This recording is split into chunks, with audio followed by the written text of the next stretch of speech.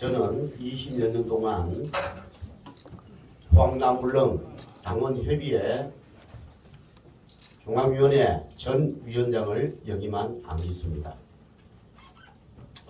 포항남 울릉군은 오늘에 이르러 김병훈 의원으로는 어떤 희망과 비전도 없다는 참담한 심정으로 포항남 울릉 당협회 전 중앙위원회 전 부위원장단 전 대외협력위원회 전 읍면동 협의회 그리고 전 청년위원회 남구를 사랑하는 포럼을 대표해 김 의원의 국민의힘 공천 배제를 위해 힘을 모아주실 것을 여러분들에게 호소드리고자 이 자리에 섰습니다. 이제 제21대 총선도 200여일 앞으로 다가왔습니다.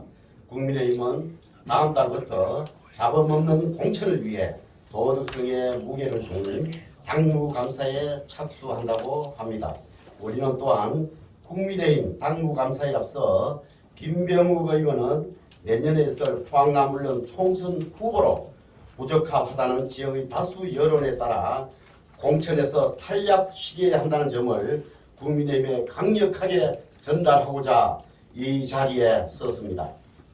무엇보다 김 의원의 공천 부적합 사유는 차고 넘칩니다. 그는 지난 2020년 10월 회계 책임자를 통하지 않고 선거 비용과 정치 자금을 지출하여 공직선거법 위반으로 기소당했습니다. 2021년 6월 3일 2심 재판에서 공직선거법 위반 혐의는 90만 원, 정치자금법 위반 혐의는 50만 원의 벌금이 선고되면서 겨우 의원직을 유지하게 되었지만 임기 초반부터 지역과 주민들의 명예와 자존심에 큰 상처를 주었습니다.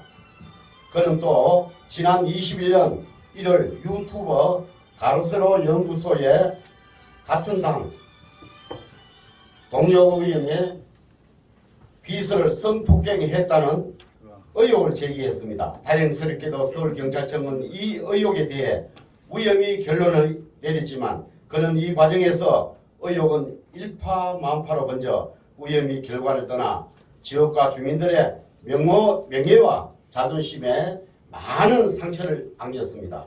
그는 이 의혹으로 국민의힘 탈당과 복당이라는 절차와 과정을 거친 것은 물론 그 이전에도 새누리당 입당과 탈당, 바른정당 입당과 탈당, 자유한국당 복당을 거치는 등 당적 또한 탈당과 복당을 반복했던 젊은 철새 정치인이었습니다.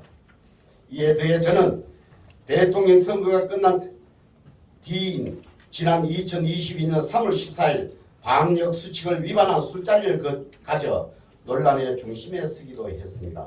이렇게 그는 지역의 당신과 민심의 아픈 생채기만 되었습니다. 그는 지난 총선에서 거의 무명에 가까운 약체 후보였지만 오직 지역 당원들의 희생과 노력, 지역 민심의 힘으로 당선되었습니다. 하지만 그는 이러한 잘못된 법 위반과 선량으로서의 수준 이하 처신들로 인해 거의 2년 전 동안 국회의원의 역할조차 수행하지 못하였고 그로 인해 포항남울릉은 정치적 무주공산으로 전략하는 등 지역 주민의 지지와 신뢰를 불신과 배신의 정치로 갚았습니다. 저는 지난 20여 년간 보수의 이념과 가치를 깊이 간직한 채 성심을 다해 국민의 포항남울릉 당협을 지켰습니다.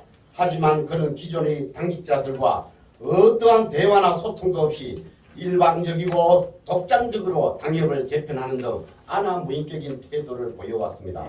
우리는 그가 지금까지 보여온 잘못된 형태에 대해 책임당원의 한 사람으로서 책임이 없지는 않겠지만 이제는 실망과 절망을 넘어 자괴감마저 드는 것이 사실입니다.